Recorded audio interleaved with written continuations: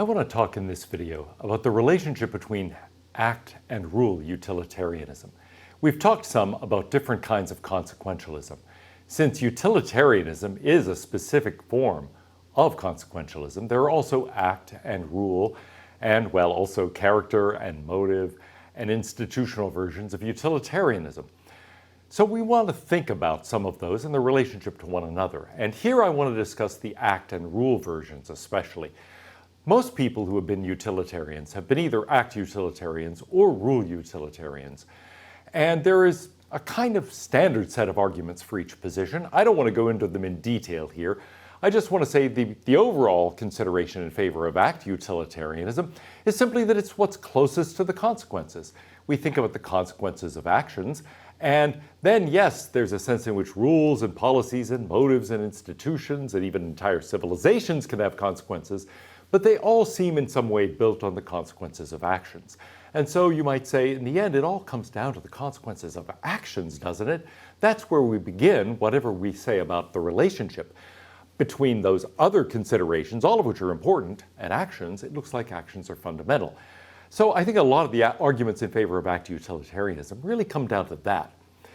The arguments in favor of rule utilitarianism tend to go the other way.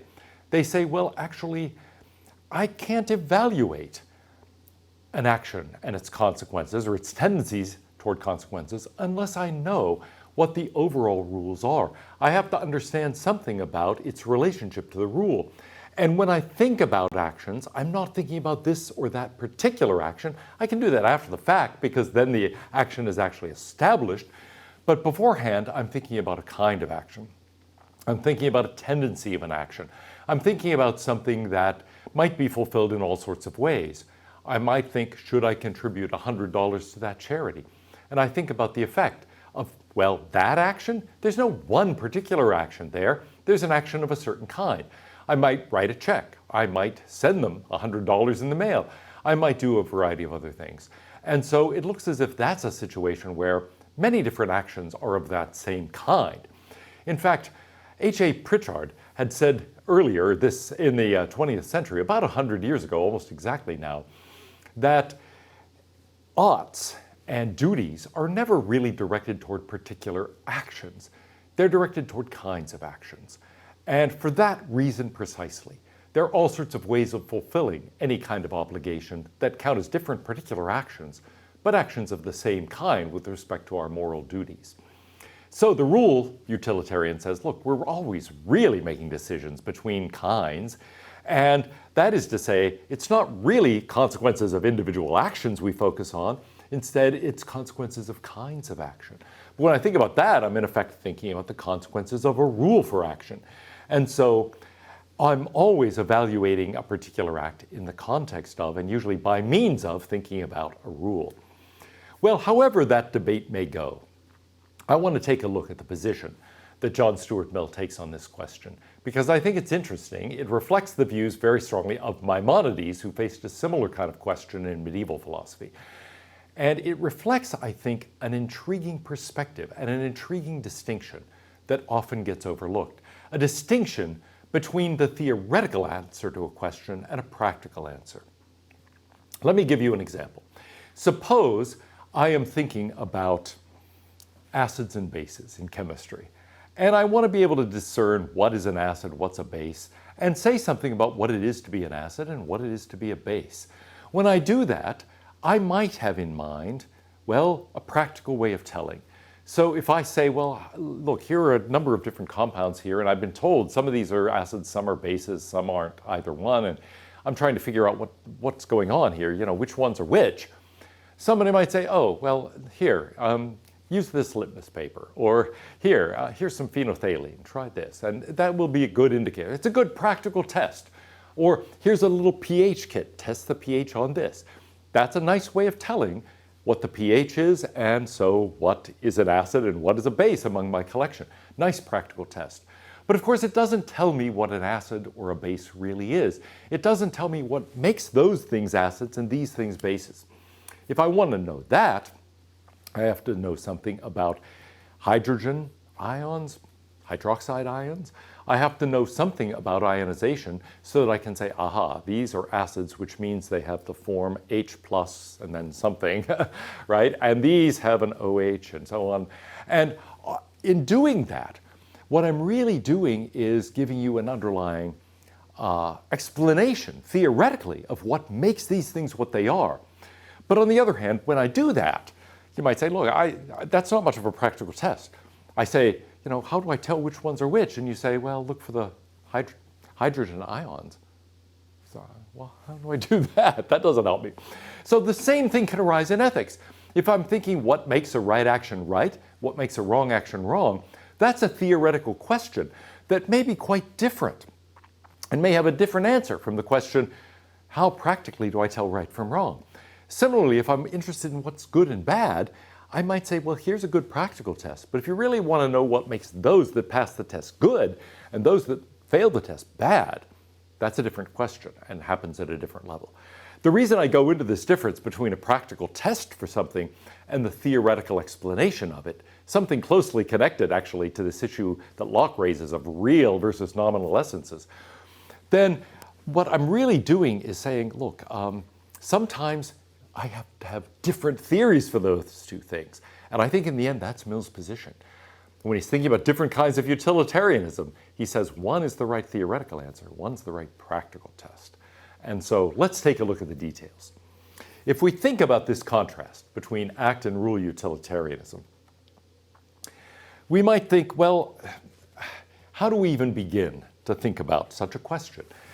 I want to consider a simple objection to utilitarianism that Mill begins by considering in that section of his book, Utilitarianism. He says, some people object to utilitarianism on grounds of time. They say, wait, you're saying I have to calculate pleasures and pains before I can act? Actually, you've explained the moral calculus to me. That's really complicated. I get that I should do something like that when I'm dealing with very complicated financial decisions. Let's say a company is thinking about building a new factory. Yeah, they should do that. But I'm trying to decide what to have for dinner. You want me to do that? I'm never going to have dinner. I'm going to spend all my time calculating. Aren't we going to end up spending most of our lives just doing these calculations?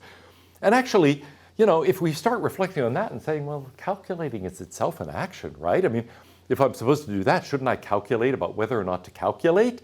But hold on, then I'd have to calculate about whether or not to calculate about whether or not to calculate, and so on and so forth, the infinite regress. Eventually I have to stop, right?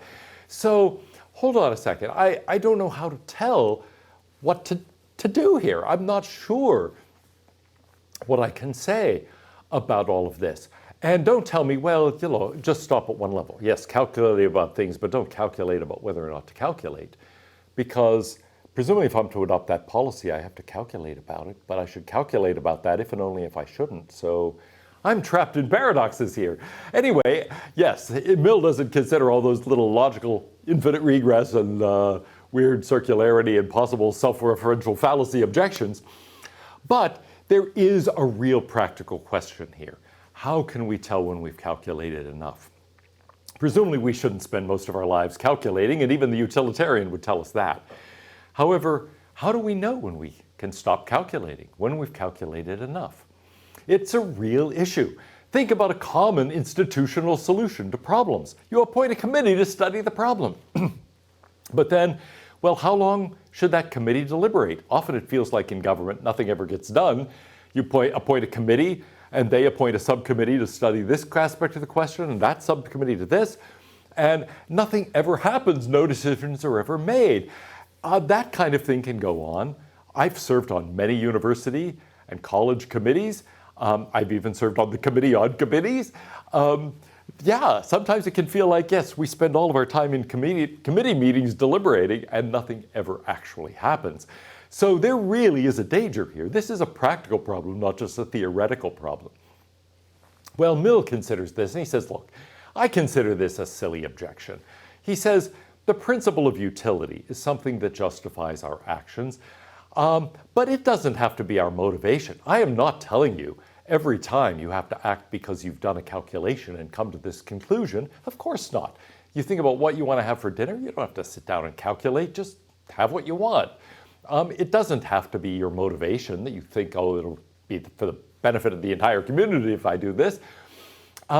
And he says, so, ordinarily, we don't calculate. It's as if you're telling the sailor who goes to sea, he has to calculate all of the nautical tables. Or the Christian who is trying to make a decision, well, you better read the entire Bible here before you make the decision. He says, look, we don't do that. We go on the basis of practical rules. We apply the principle of utility, or he says, look, for that matter, any other moral theory, or any other theory of any kind at all, even a navigational theory, we apply it by using secondary principles. We've already calculated lots of things.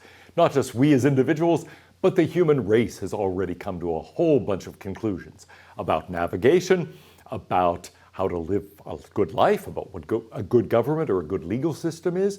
And he says, we just apply those common sense moral rules, or those well-established traditional rules that have been developed by people over centuries. What justifies those rules? Well, in the end, utility. It's good to follow those rules.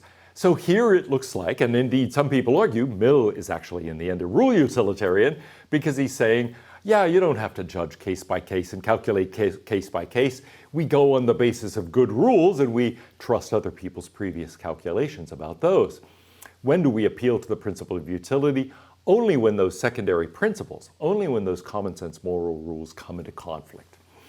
So here's a picture of how we go about making decisions, according to Mill. We typically don't do it by actually sitting down and doing the moral calculus. Instead, we follow common sense moral rules. Sometimes they're common sense in the sense that they're the broad moral rules that we all learn as children and that we all operate with. Sometimes they're more specific moral rules about the responsibilities that go with the specific profession.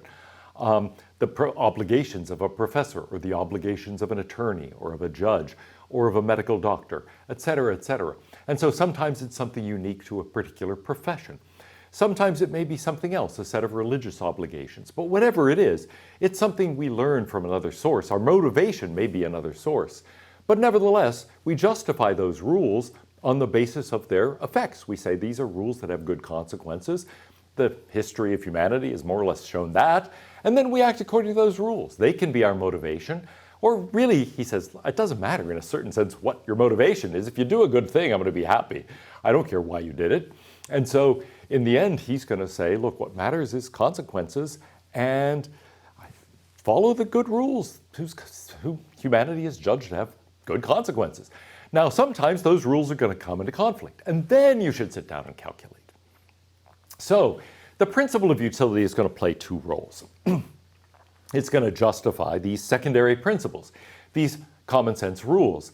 Those are going to serve as your practical test of morality. They're something like your litmus paper. Go by the common sense rules. And what does utility do? Well, it in part justifies those. But you don't have to do those calculations yourself. Somebody says, hey, do you think it's good to have a law against murder? You don't have to say, well, I don't know. Let me sit down and do a complex calculation. You can say, yeah, look, it's okay, right? It's not good for people to kill other people. It obviously produces a lot of unhappiness, wipes out a lot of happiness. A, it's not a complicated calculation, really, but B, we've had the entire history of the human race to figure this one out. But secondly, the principle of utility resolves conflicts between them. They can, in some cases, come into conflict.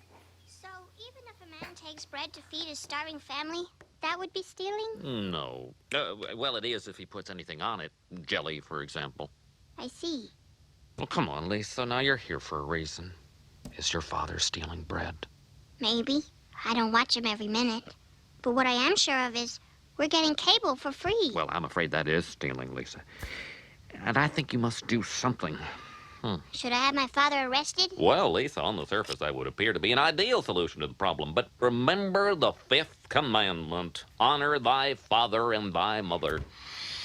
Lisa, I would like to see you set an example by not watching the offending technology yourself. Thank you, Reverend Lovejoy. Okay, so what's going on in that little clip is that there is something that looks like a conflict between principles. Thou shalt not steal, and honor thy father and thy mother. That's a case where it looks like, well, these are both good moral rules, both found there in the Ten Commandments, and it looks like in this case where, hey, my father is stealing something. This is rather like Confucius's case of the father stealing the sheep. You might say, look, there is the familial obligation, but then there's also the wrongness of stealing and the obligation to do something about that. And so what do I do in that kind of case? Those kinds of conflicts can happen all the time. And in a sense, the more roles you take on in society, the more those conflicts are going to happen for you. Some people say, well, here's the solution. Stay out of those conflict situations. First of all, we can't always do that. But secondly, that really means, look, keep yourself and don't do much. And I think that's not the right answer either. The more involved you get in all sorts of things, the more you're going to face conflicts. Here's a list of secondary principles that W.D. Ross, in his book The Right and the Good, proposed. He said, I don't argue that these are comprehensive, but I do think others that you might think of generally reduce to these. So what are these principles? They're very simple. Keep your promises. Correct your mistakes. Show gratitude for kindnesses. Promote justice. Help others. Improve yourself. Don't harm others. He says those are the basic rules. You might think even some of those are duplicates, like isn't don't harm others something that follows from help others? He says not really. I mean, it's much worse to harm other people than just fail to help them. So really he thinks those are 7 basic rules of morality. Maybe there are others that don't reduce to them. He's open to that. But anyway, that's his list of secondary principles. In each case, Mill would say, well, they're good principles, and here's why. Because they do promote happiness. Keep your promises. It's important to have a high-trust society. We're all going to benefit from that. It's not only that failing to keep a promise is going to hurt somebody you don't keep the promise to, it's going to, in general, make people trust other people less. That's a bad thing. What about making amends? Well, if there are all these uncorrected injustices sitting around, people are going to get angry, they're going to get resentful, vengeful. There are going to be bad effects to that. Not only the effect of that uncorrected injustice, for example, but also there are going to be various secondary and tertiary kinds of effects that are going to be negative. There are going to be problems. Don't hurt other people? Well, it's obvious. Going around hurting other people has a negative effect on happiness. Help other people? That has a positive effect on happiness, and so on. So John Stuart Mill would look and say, yeah, of course, the principle of utility justifies all of those rules. All of those are things that make perfect sense if we say our job is to promote the happiness of the community. Can they come into conflict? Well, sure. Now, every one of them, Mill would say, holds, but they hold cateris paribus, to use the phrase that philosophers are fond of. That is to say, they hold all other things being equal. They hold, given that no other moral considerations are intervening. But of course, they might intervene. The idea of honoring your father and mother might be a good moral rule. It holds all other things being equal. But what if your parents do something monstrous? Then you may have to say, I can't honor them anymore. I do have to report my father for stealing, well, maybe not stealing cable or even stealing a sheep, but maybe if the theft is big enough, then yes, I do. Or there might be other kinds of conflicts that arise as well, where I say even a good rule like don't hurt people. There might be occasions where I really do have to hurt people. Maybe I have to, for some other reason, punish them. Maybe I'm in the context of a war, and yes, it's my job as a soldier to hurt people, but I'm doing it for a greater good. In all of those cases, you might say, these are principles that hold, they're true, but they can come into conflict with other moral considerations, and when that happens, there can be exceptions to those rules. So that sort of thing can go on. We can have a rule that's a good rule, but there can be cases where it's better to set the rule aside. So what do we do when there's this kind of conflict? When we've got a conflict or a seeming exception to a rule? What do we do when we've got 2 different prima facie duties, 2 of these secondary principles that are telling us opposite things? Well, Mill says, I've got an advantage. And remember Bentham's point. One of his great arguments for the principle of utility is, I have an answer to that question, and most other moral theories don't. What's my answer? Calculate. Do the moral calculus. Bentham says, to the extent that you approximate rationality and morality, you're doing the moral calculus. Mill says that's too strong. But at least when you're in this kind of conflict situation, that's what you do. You calculate. So Lisa, calculate. Try to figure out what to do and what's going to be best in this situation. You face a circumstance where it looks like hurting somebody may be worth it in the long run, or like there's too much to be sacrificed if you really help that person who does need help. Well then, you have to calculate. You have to say, what are the effects on each side? And you have to decide what in this case is better. So in short, one thing you don't do is decide, in general, in these cases, this rule always takes precedence over this rule. Not always. Sometimes it does, sometimes it doesn't. You have to look at it case by case and do some calculations. So you have to say, in the end, what has better consequences? W.D. Ross considers that, and he says, I don't like that. I want to ask a different question. Which is more of a duty? For Mill, unless that means which has better effects, he's going to say, I don't know how to tell what's more of a duty. Is it a greater duty to report a theft or a greater duty to honor my parents? I don't know. I mean, I don't think there is maybe any general way of ranking those. I don't know what is more of a duty. But when I look at the effects, I may get an easy conclusion. Dad's stealing cable, it may be better to look the other way. On the other hand, Dad just pulled off a theft of these bearer bonds from Nakatomi Tower. Maybe I should do something about that. Anyway, those issues have to be faced case by case, Mill says, and on the basis of consequences. Well, let's go back to that distinction between act and rule utilitarianism. The act utilitarian, like Bentham says, an act is right if it maximizes good, or if it produces at least enough good, if it tends to contribute to the happiness of the community. And so we're judging there an individual action by the moral calculus, by the principle of utility in terms of its consequences. In rule utilitarianism, like what we find in Berkeley, an act is right if it accords with the rules that maximize good or produce enough good, or in general tend to promote the happiness of the community. There we're judging the action typically by the rule, and then the rule by utility.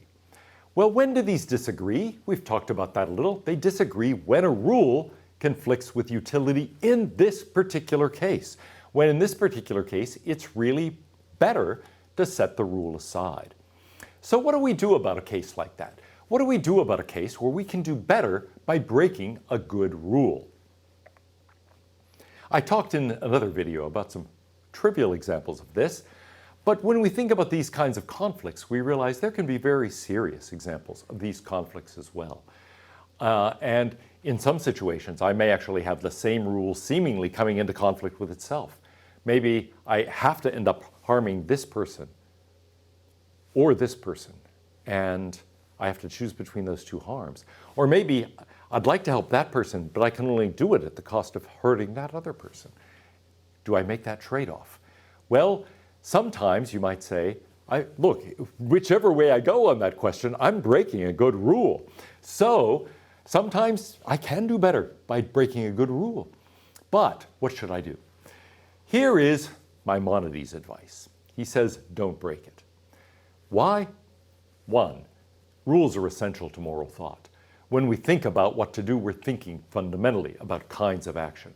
We're thinking about rules for action. And so, look, you have to respect rules. You have to think primarily in terms of rules. You are not going to be in a position to know for sure this is an exception case where you do better by breaking the rule. You're always thinking about a rule anyway. And so when you do this, you're going to face a horrible temptation. You're going to be tempted to break the rules for your own advantage. And so you're usually going to go wrong. The result of this is going to be moral chaos. Everybody setting these rules aside, and as it says in the last line of the book of Judges of the Old Testament, everyone doing what is right in their own eyes. That is not a view in the perspective of the author of the book of Judges of some kind of ideal utopia. It is moral chaos. It is a terrible situation where everybody's doing what they happen to think is right, and most of them are going wrong. Most of them are making mistakes and acting selfishly. So Maimonides says, look, I know you might think in this case you do better by breaking the rule, but you're likely to be wrong, and the result of everybody going around breaking rules when they feel like it and think they're justified is moral chaos. Don't do it. Of course, there still could be situations where in the end these two rules come into conflict in such a way that you have to break one or the other. But look, you want to minimize your exception making. You want to minimize your breaking of rules. Well, people have asked, is Mill, in the end, an act utilitarian or a rule utilitarian? His greatest happiness principle speaks of acts, but he stresses secondary principles. So he says they're really how we justify actions. Those are our typical motivations. So which way does he go? It's part of a broader question. Remember, we were talking about the general distinction among kinds of consequentialism. And we considered that, and we said, well, we might take all sorts of things that are involved in decision making as basic. And in particular, any consequentialist is going to focus on the consequences of action, any utilitarian on the consequences in the form of happiness and effects on happiness for action. But then we have a number of decisions to make. Well, the act utilitarian says we focus on actions. Here we're talking, of course, about the consequences of actions, and that's the thing we really take as our starting point. Everything else gets defined in terms of the consequences of actions. But the rule utilitarian says no, it's more at this level, at the level of rules or policy or kinds of action that we're really focusing. We think about the consequences of kinds. We think about the consequences of rules or of policies. And then we judge actions in terms of being of certain kind. We say, yeah, that action was wrong because it was a murder, right? And when we say that, we're not saying, well, look, in this particular case, terrible things happened. They may be relevant too. But primarily we say that action was wrong because it was a murder. In short, it was a kind of action, and that kind of action is wrong. And that kind of action has terrible consequences. So the rule utilitarian is saying we judge acts by appeal to the rules or the kinds, and we talk about the kinds in terms of their consequences. For the act utilitarian, it's the reverse way. Why is this a good rule? And why do we come to that conclusion about the kind of action? Because in general, acts of that kind have good or bad consequences. So there is a very direct way of seeing, you might say, how this goes here. The one thinker is saying, look, here's the way the rules are. We judge these things in terms of acts and those in terms of the consequences. But the other says, no, it's not like that. Instead, this is primary. We think primarily about the consequences of kinds of action, and then we judge individual actions as being of a certain kind, as exhibiting a certain rule. So there really is a difference here. Which is Mill's picture? I've said it's something like this. We've got the principle of utility that is justifying the secondary principles, the rules, and then we judge acts in terms of that most often. Well, wow, that makes it look like he's a rule utilitarian. We're judging the act according to the rule, and the rule is justified by utility. That looks like that rule utilitarian pattern. So, is it the case that in the end, Mill's theory is very different from Bentham's theory? It's not really an act utilitarian theory at all, despite the language he uses initially. Does it turn out that in the end it's a rule utilitarian theory? Well, it's a good question to raise, and I don't think the answer is obvious by any means. John Venn, the guy who invented Venn diagrams and a prominent British mathematician at the time, wrote a letter to John Stuart Mill and said, I've read your book, Utilitarianism, marvelous, but I don't understand it, okay? He says, I don't understand whether this book is arguing in favor of, well, he didn't use these terms, but basically act utilitarianism or rule utilitarianism. Are you saying that we should judge actions by the principle of utility, by their consequences? Or are you saying we should judge actions by rules and judge those rules by their consequences? That's rule utilitarianism. Well, Mill responds, and he responds with a 2-page letter that is rarely read, I think surprisingly, because he makes this issue very clear there. He says, in the end, what makes a right action right is its contribution to happiness. Or at the very least, we could say its tendency to contribute to happiness if we try to abstract from moral luck. So in short, he says, look, really theoretically, I'm an act utilitarian. I think we start by evaluating the consequences of action. That is fundamental. Everything else is really defined in terms of that. But then Mill explains why actually that is not the best practical test. He agrees with Maimonides. He says, I think it's true, however, that if we break a rule because we think in this case we're going to get more utility out of breaking the rule, we're usually going to go wrong. My official theory says what we do in such a case is we perform the calculation. We use the principle of utility, we apply. And if we did that always, and always did that correctly, then actually it would be fine. But that's not what happens. Usually, we're going to either neglect to do the calculation. We're thinking, yeah, I know this is in general wrong to break a promise, but in this case, boy, I'm a lot better off if I break that promise. And I don't think it causes that much harm, so I'm going to break it. We didn't really sit down and do a serious calculation there. We did a kind of, little quick mental, am I really hurting anybody else badly by doing this? Not that badly. Okay, I'll do it. He says, first of all, we're usually going to go wrong. We're either not going to calculate at all, or we're going to do a crappy calculation. We're going to come up with the wrong answer. So he agrees with Maimonides that if we break that rule, usually we're breaking it at the wrong time, in the wrong way, the wrong place, and so on. It is better to obey the rule. So in short, Mill is saying, act utilitarianism is theoretically correct. I am an act utilitarian. Really, what makes a right action right is its tendency to promote happiness. I stand by my initial statement of the principle of utility. It is the right theoretical answer. But if you want to know the practical test, the little thing to have in your pocket to tell me, what do I do here? Actually, it's better to have rule utilitarianism as your pocket guide. It says, follow the rules that in general are the best rules. And so it's going to say, establish for yourself, or trust other people to establish for your society or your profession or whatever it is, a set of rules, a set of principles, these secondary principles to live by, and live by those. Go by those, okay? That's the best practical test. Resort to the principle of utility and trying to act like a utilitarian in the act utilitarian sense only when things break down and two rules come into conflict. Don't just think, hey, I think there's an exception in this case. Say, wait, now I've got two weighty obligations because these two rules really do come into conflict. Now I have to calculate, but then really do the calculation. And so his point is, look, I'm telling you that in the end, the act utilitarian, in fact, that idea, look, when they come into conflict, do the calculation. That's his way of saying, in the end, it's act utilitarianism that really explains what you ought to do, what's better than what. But the rule utilitarian gives you the better practical guide. If you really try to do the moral calculus all the time and try to act like an act utilitarian, you're going to mess up and not do as well from a moral point of view in the end as the person who starts out being a rule utilitarian. So he's saying, think like an act utilitarian, act like a rule utilitarian.